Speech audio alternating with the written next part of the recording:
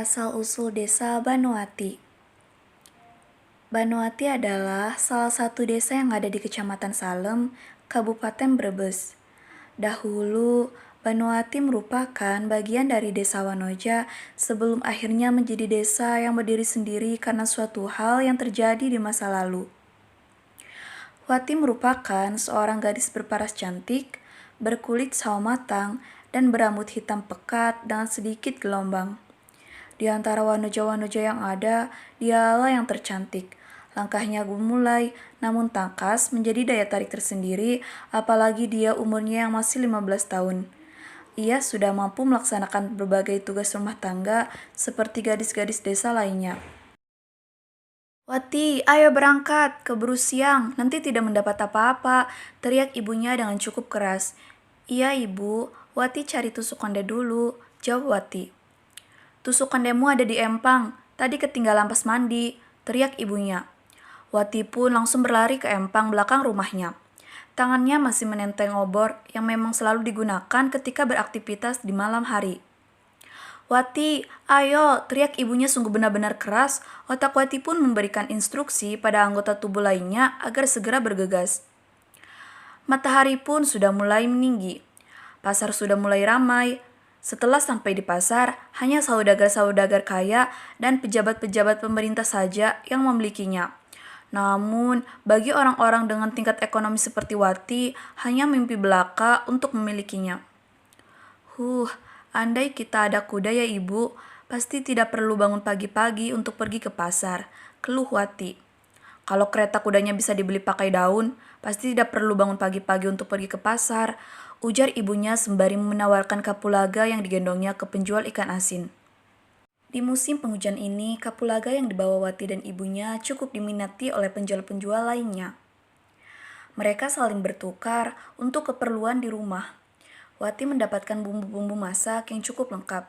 Selain itu, beberapa jenis ikan asin pun mereka dapatkan.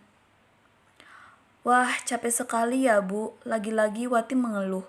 Sudahlah, jangan mengeluh terus, ayo bereskan semuanya, terus garang ikan pedanya di atas tembikar itu, perintah ibunya.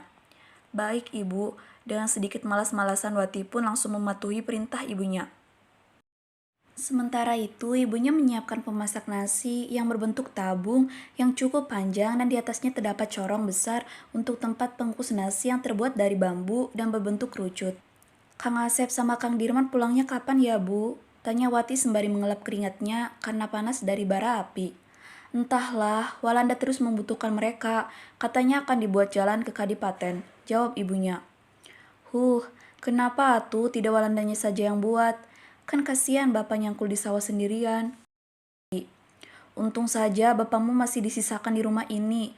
Lihat Wahyu, semua lelaki di rumahnya dibawa sama Walanda itu.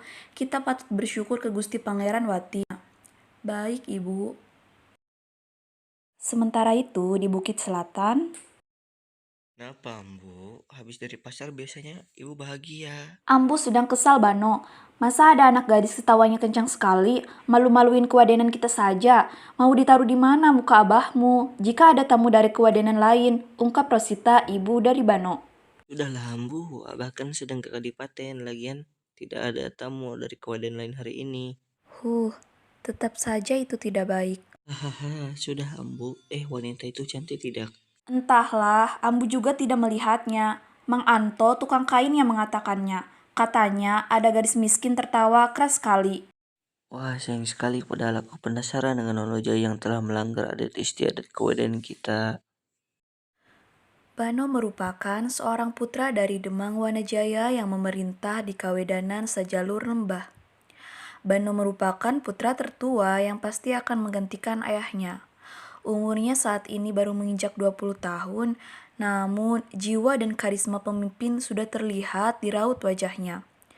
Kecerdasan Bano sudah tidak dapat diragukan lagi. Pejabat Kadipaten pun sudah mengakuinya. Gadis-gadis dari para saudagar kaya maupun demang-demang lainnya terus ditawarkan untuk menjadi pendamping hidup Bano. Namun, Bano selalu menolaknya. Dengan alasan belum ingin memiliki istri, padahal dalam hatinya ia belum menemukan daya tarik dari gadis-gadis itu. Di kemudian hari, saat Bano sedang jalan-jalan dengan kudanya, ia melihat seorang gadis yang sangat memesona dan entah kenapa membuat Bano tertarik. Ia tidak tahu bahwa gadis itu adalah gadis yang diceritakan oleh ambunya. Pada saat itu, Wati sedang kesusahan karena barang yang ia bawa sangat banyak dan berjatuhan. Lalu, Bano pun menghampiri Wati dan membantunya. Kamu mau kemana, Nona? Kenapa membawa barang banyak sekali? Saya mau pulang ke rumah. Ayo naik ke kudaku, aku akan mengantarmu pulang. Sebelumnya namaku adalah Bano. Siapa namamu, wahai Nona cantik? Namaku Wati. Oh, Wati, rumahmu di mana? Aku akan mengantarmu sampai ke rumah. Apakah tidak merepotkanmu, Bano? Tidak apa-apa, Wati. Di tengah perjalanan menuju rumah Wati, Bano mengungkapkan kekagumannya karena saat pertama kali melihatnya, ia sudah jatuh cinta. Wahai Nona cantik, saat pertama kali aku melihatmu, hatiku sangat menggebu-gebu. Apakah ini yang dinamakan jatuh cinta? Maukah kau jadi pacarku, wahai Wati? Tapi Bano, aku hanya seorang gadis biasa, sedangkan kamu orang kaya. Wati, apapun latar belakangmu, aku tidak peduli. Yang penting kamu satu-satunya gadis yang pertama kali aku lihat, dan aku memiliki perasaan yang berbeda antara kamu dengan gadis-gadis yang lain. Akhirnya Wati menerima cintanya Bano, dan mereka berdua menjalin hubungan. Di lain hari, Bano bercerita kepada ambunya bahwa dia memiliki pacar yang waktu pertama kali melihatnya saja, Bano sudah jatuh cinta. Ambunya pun sangat penasaran kepada gadis yang diceritakan Bano yang membuat dia jatuh cinta pada pandangan pertama. Ban, kenalin ke Ambu dong gadis yang kamu ceritain. Bawa ke rumah lah, Ambu sama Abah ingin tahu, ujar ambunya. Iya, Ambu, besok Bano bawa ke rumah.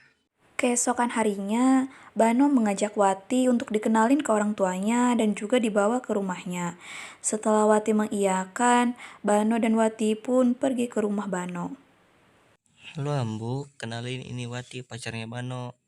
Halo Ambu. Halo, salam kenal ya Wati. Ambu mau tanya Wati, latar belakangnya apa? Aku orang biasa, Ambu.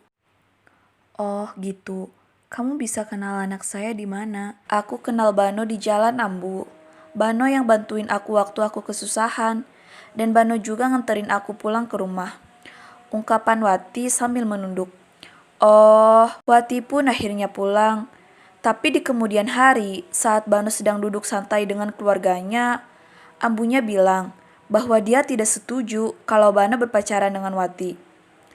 Karena Wati berbeda latar belakangnya dengan Bano, yang notabene Bano tuh anak orang kaya dan Wati hanya anak orang biasa. Tapi Bano menentang perkataan orang tuanya karena dia sangat mencintai Wati. Dan ambunya membuat dua pilihan, pilih keluarganya atau memutuskan hubungannya dengan Wati. Dan Bano memilih Wati hingga akhirnya ia diusir dari keluarganya dan ambunya pun marah sampai mengutuk Bano dan Wati. Jadi dari sanalah nama Bano Wati terbentuk.